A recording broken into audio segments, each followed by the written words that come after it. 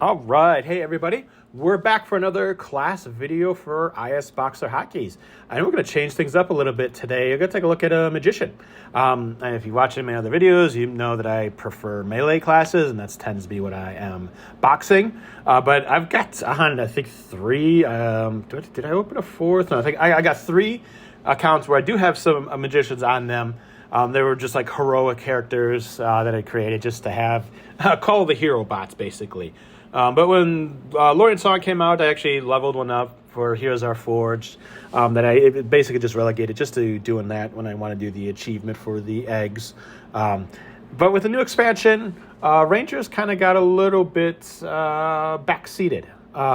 They decided to not give them any mobs that do headshot, except for like one set of mobs in the first zone that you will never ever touch outside of achievements and some progression. So it kind of killed some of their allure as a really nice box toon. Whereas in Lorien Song, you just set them up and forget about them, and they're going to do 2 million DPS, headshotting anything and everything in that expansion.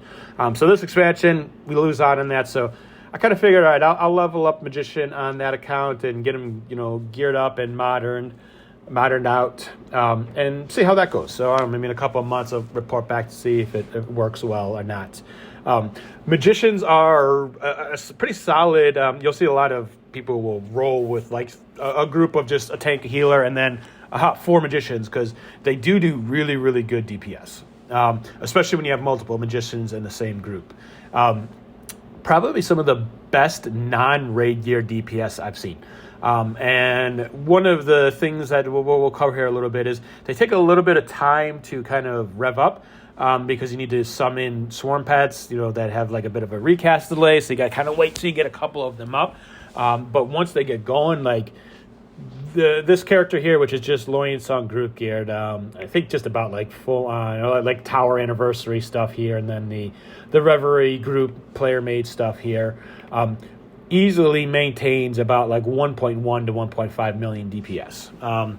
So that's pretty darn solid just as a group gear, just as a box toon, not paying attention, not driving from it. With all that said, we'll get into what I have set up here for spells.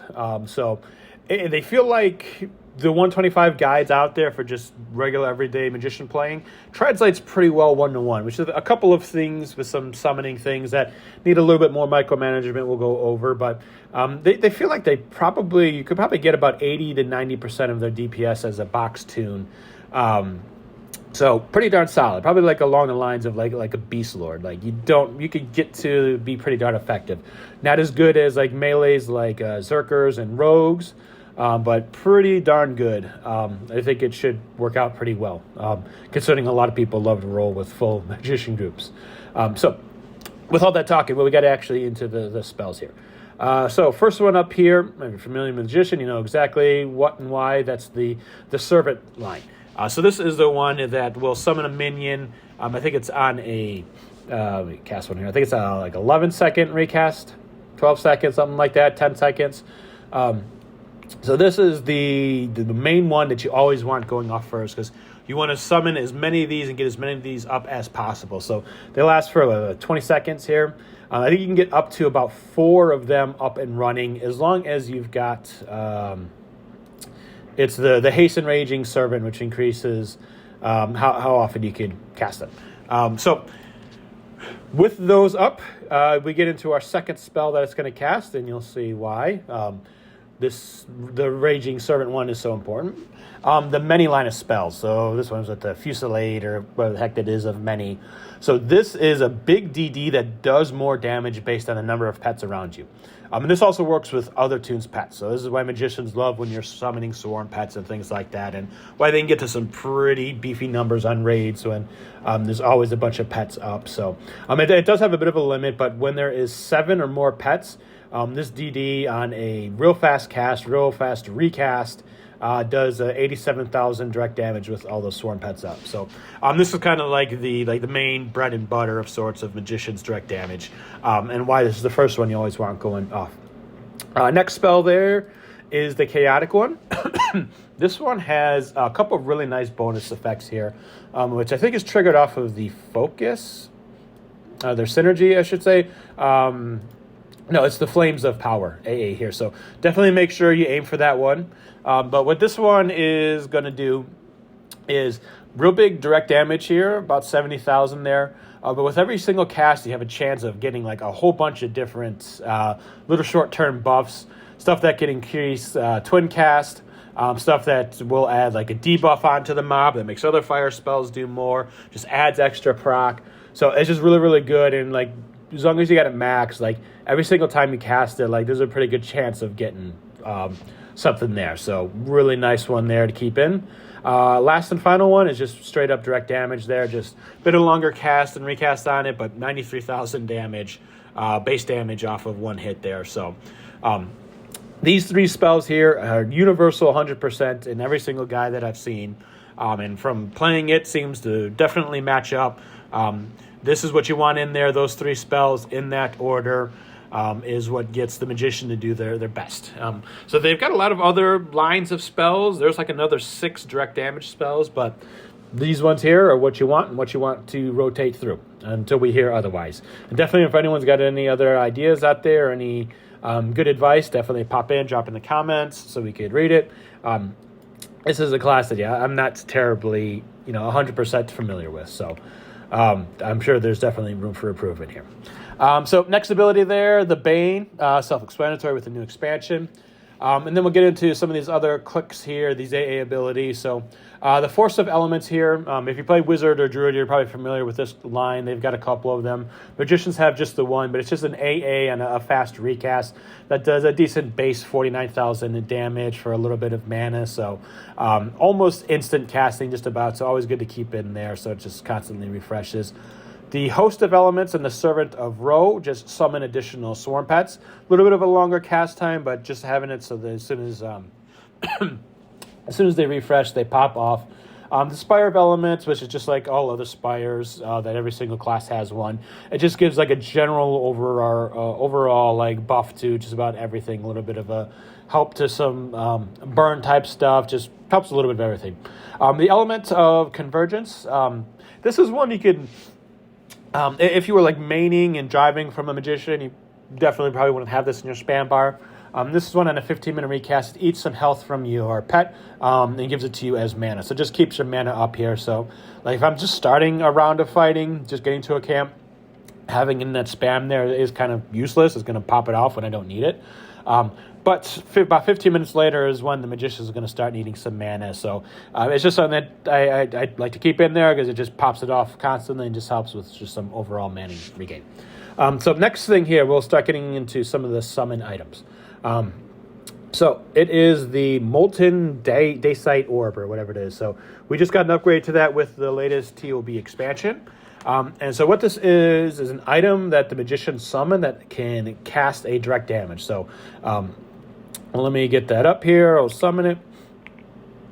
So you've got 10 charges, and it does a pretty good chunk of damage. It is, 46,000, instant cast, so virtually free mana. Like it definitely costs a big chunk of mana to summon that. But just keep that in there, and they'll just, every time it refreshes, it's on, I think, a 10-second refresh. 10 seconds. It'll just constantly pop that off just for some easy woven in extra DPS. So where we get these to resummon. You obviously don't want this spell line in there because it's a bit of a longer cast. It's just going to drain mana even when you've got one already up, and it just won't summon it. It won't refresh it. I'm going to just tell you it's a lore item, so you can't resummon it. So I have set up a key here that I just label quick. So this is a button that I want to click between every couple of fights. Let me pop over to my Beast Lord here. So like I've got in there for the number 4, like the Paragon of Spirits. So something that I want to refresh fairly often because lost my window here. I've got a buff line here, which is going to cast spells that I want to recast every like 25, 30 minutes or so. So stuff like the Beast Lord, like Shared Merciless Ferocity and things like that have I think it was 28 minutes length. So stuff that I want to click, maybe a couple times an hour there, but it's not quick enough for this orb here. So this orb here, like you're going to burn through those 10 charges, on a 10-second recast there, and with under 2 minutes. So you're going to want to resummon that every couple of minutes. So again, don't want that in the spam. That's just going to waste mana when you can't resummon it when you've already got one. So that's what this number 4 here. So this is a sort of similar to buffs here, but stuff that you want cast a little more often. You could potentially, I've thought about this, including in my number 3 key, which is what I click just a couple of times at the start of the fight, which has like slows and debuffs. But I had 4 open, so for now I'm kind of dedicating it to that for some characters that have things that you want recast a little bit more often there. So what it's going to do is it's just a social macro. It's going to summon that, and then it's going to summon this Valorious Minion, which is an item that'll summon one mob that does like casting damage and lasts for a little bit longer than some other servants there. So it'll summon both of those. And since this one here, I'll sum this up. This one's got a bit of a longer recast to it. So I cast it. It got its 1 charge. Let me pop it back in here. What is this? Yeah, like 5 minutes. You can only summon those once every 5 minutes. And it just summons this little thing here that just does like spell damage to the mob for a good chunk of time. So it'll summon both of those. And this item here, because we can't have 2 items in the same hotbar, the same tied to the same number.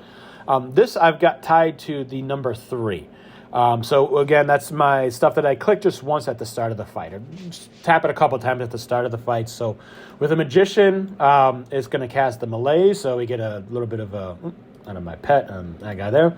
We'll put the malaise on there, which is a nice little buff there, or debuff there, that also gives buff to fire and magic base, or just magic base spells there. So always good to make sure that's on there. It just helps other classes land stuff more often.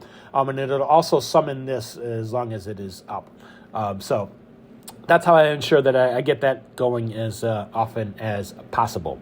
But that's the vast majority of what's going on with Magician. So it's pretty simple. The really only kind of twist there, and something that takes a little bit of management, and if you got some better ideas of how to do that, is just keeping these summoned up here. And I'll be honest with you, I've also gotten kind of lazy and don't keep it up there, and it adds some definite noticeable DPS, but you're still going to be breaking 1 million DPS. So for even most recent Outer Brood stuff, from a boxing standpoint, not 100% necessary. You're still going to kill stuff quickly, but if you want to try to maximize, you definitely want to keep that up. And if you're raiding, you'll definitely want to keep that up, and you'll probably be driving from the character. So that's what I got going on in there. Next thing I do want to cover, and I've just kind of learned this, just over my experience, is I've got tied also to the number 2, so the number 2 hotbar here, but just in the main hotbar, the number 2, I've got my pet stuff in here, so just pet attack and pet swarm. So I tried endlessly different combinations and just a main assist button to include in there pet attack and pet swarm, but no matter what you do, no matter how you try to put in delays, no matter how you try to change the order, it just breaks when there's pet attack in there, and you'll have to spam it 4 or 5 times before it picks up and starts sending a pet in. Just because I've got the space in there, I separated it out, and I did this with every single class that's got a pet on there. I just separated it out and just created its own dedicated pet attack social macro, just added it into the spam. So it's constantly just always making sure that the pet is always attacking. You'll see spam like you got here, it's going to constantly, just tell you hey, I'm attacking I'm attacking master. But if you go to, is it filters? I think, it's pet responses. So if you've got a bar that's just got a whole bunch of spam stuff in there, a tab, I'll do that here. That'll keep that out so that it's kind of hitting from you, so you don't see that in there. So, I think this has helped quite a bit. I mean, it eats up an extra hot button, but I haven't had any issues where it's been a bit of a pain in the butt. And it just generally just keeps some better overall DPS going, because you're not losing 20, 30 seconds because you didn't catch that the pet didn't pick up and didn't attack, or the assist just wasn't working, so your magician has nobody on assist and hasn't been doing anything for the whole fight. Next thing to cover, What I do have set up is the number pad and then number 9 on there. I'll open this up so it kind of is a little bit better to see. What is it? Hotbar 8? Yeah. So hotbar 8 that I've got set up here is set up to my number pad. I mean, it's just individual stuff here, but the number 9 button. So numbers 9, so hot buttons 9, 10, and 11, and 12 are tied to numpad 9. And this is on all accounts just any sort of AE ability. So magicians have a whole bunch.